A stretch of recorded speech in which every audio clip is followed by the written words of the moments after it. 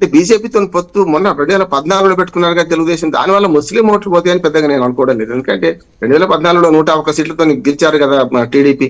అందుకని దీనివల్ల ఏం కావాలి. కాకపోతే కాంగ్రెస్ కమ్యూనిస్టులు దూరం అవుతారు. కమ్యూనిస్టులు అప్పుడు అంతకుముందు 2019లో ఏం చేశారు, బీజేపీతో దూరం ఉంటే టీడీపీను జనసేనతో జతగడదాం అనుకున్నారు.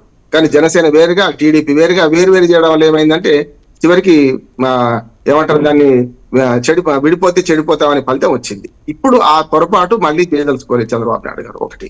రెండోది ఏంటంటే ఇటుపక్క కూడా ఇప్పుడు వైసీపీలో లుకలకులు ఉన్నాయి, చూస్తున్నాం మనం. దాదాపు 55-60 సీట్లలో స్థానచలనమో లేకపోతే మొత్తానికి నిరాకరించడమో జరిగింది. ఎంపీలు కూడా తిరుగుబాటు చేస్తున్నారు. ఈ దశలో కొన్నిసార్లు ఇప్పుడు రేపు పొత్తులో కూడా చాలా ఇబ్బందులు ఏమవుద్ది అంటే, ఉపరితల అంశాల మీద పొత్తులు కూర్చుకోవడం వేరు, చివరికి సీట్ల పంచాయతీ వచ్చినప్పుడు చూస్తున్నాం కదా. ఇప్పుడు జనసేన టీడీపీ మధ్యనే అనకాపల్లి సీట్ సంగతి చూస్తున్నాం, మన విశాఖపట్నం సీట్ సంగతి చూస్తున్నాం. అందుకని ఎన్డీఏలో చేరడము టీడీపీకి లాభమే, వైసీపీకి నష్టమే. ఇప్పుడు ఈ 3 పార్టీలు కలవడం వల్ల ఒక్కోసారి రాజకీయాలు వెంకట గారు 1+1 2 కాదు, 1+1 పక్కన ప్లస్ తీసేస్తే 11 అవుతుంది. కనుక 2% ఓట్లు కూడా నేను బీజేపీ కలిస్తే ఏమవుతుంది అని అనుకోవచ్చు. కానీ ఈ 2% ఓట్లే మన 2 సార్లు ఫలితాలు మార్చినాయి. ఎంత 2014లో ఎంత శాతం ఓట్లు తేడా వచ్చినాయి, 2019లో తేడా అనుకోండి. ఖచ్చితంగా వైసీపీకి మంచి మెజార్టీ వచ్చింది, ఓట్ల శాతం కూడా బాగానే ఉంది. సార్ చిన్న ఇష్యూ మీరు డిస్కస్ చేసే, చంద్రబాబు వెళ్ళి అమిత్ షా కలిశారు, మోడీని కలవాల. జగన్ గారు వెళ్ళి మోడీని కలిశారు, అమిత్ షా కలవాల. అదొక సారూప్యత. బీజేపీ వాళ్ళు ఏమనుకోకపోతే నాకు ఏ పార్టీకి వ్యతిరేకంగా, ఏ పార్టీకి అనుకూలం కాదు, కానీ చింతామణి నాటకం చూపెడుతున్నారు బీజేపీ వాళ్ళు. ఎందుకంటే గతంలో చూసాం కదా, మంచం కింద ఒకరు మంచం పక్కన ఒకరు అన్నట్టు.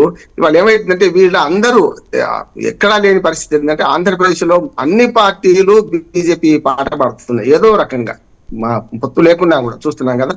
అదే చూడండి, మరి చంద్రబాబు నాయుడు గారితోనేమో అమిత్ షా కలిసిండు, నిన్ననేమో మరి ప్రభుత్వం, దానికి సాకు చెప్పుకోవచ్చు. ప్రభుత్వం ఆంధ్రప్రదేశ్ ప్రభుత్వం అధ్యక్షుడు మన ముఖ్యమంత్రి ఈయనే, ప్రధానమంత్రి ఆయన.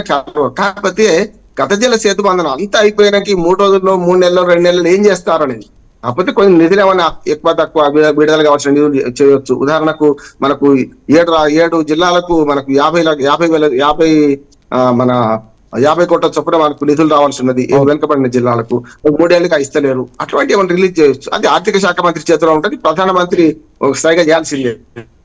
ఎవరికి కామన్ సార్, కానీ ఎన్నికల వేళ జగన్మోహన్ రెడ్డి మోడీ కలవడం అది పొలిటికల్ ఇష్యూ ఎట్లా ఉంటుంది, ప్రయత్నం చేయొద్దు అంటలేను. కానీ అయ్యేది ఏం లేదు అంటున్నాడు. ఇప్పుడు ఇన్ని రోజులు ఏంటి, 5 ఏళ్ళు కానింది, 50 నెలలు కానింది, ఈ 2 నెలల్లో ఏం సాధిస్తామని అంటున్నాను. ప్రత్యేకవాద పక్కన పెట్టండి, కనీసం రావాల్సిన నిధులు కానీ రావాల్సిన వాటిని కూడా ఈ 2 నెలల్లో సాధించేది ఏం లేదని నేను అంటున్నాను. అందుకనే కంటి తుడుపు చర్య కోసం ఆంధ్రప్రదేశ్ ప్రజలను ఒక రకంగా మేము పోయి వచ్చినాం, అడుగుతూనే ఉంటామని చెప్పడం కోసమే వాళ్ళ పూర్తిగా రాజకీయాలు అట నడుస్తుంది. రాజకీయాలు ముందుంది ముసళ్ళ పండుగ. ఆంధ్రప్రదేశ్ లో, తెలంగాణ పక్కన పెడదాం, ఆంధ్రప్రదేశ్ లో అయితే ముందుంది ముసళ్ళ పండుగ. ఈ 3 పార్టీలు ఒకటి కావడం వల్ల ఖచ్చితంగా వైసీపీ కొంచెం భయం ఉంటది. ఆ రకంగానే వాళ్ళు తమ 5 ఏళ్ల పరిపాలన గురించి చెప్పుకుంటూ ముందుకు పోతారు. వీళ్ళు గత 5 ఏళ్ల పరిపాలన, ఇప్పుడు 5 ఏళ్ల దుష్పరిపాలన వాళ్ళ భాషలో, తెలుగుదేశం భాషలో చెప్పాలంటే వీళ్ళు ముందుకు పోతారు. అది జరుగుతుందని నేను అనుకుంటున్నాను. ఒక్క నిమిషం, మోహన్ రెడ్డి గారికి వారికి వెళ్ళే ముందు రామ్ కుమార్ గారు, బీజేపీ దానికి సిద్ధంగా ఉందా? టీడీపీ జనసేన పొత్తుకతే రెడీ ఉన్నారా?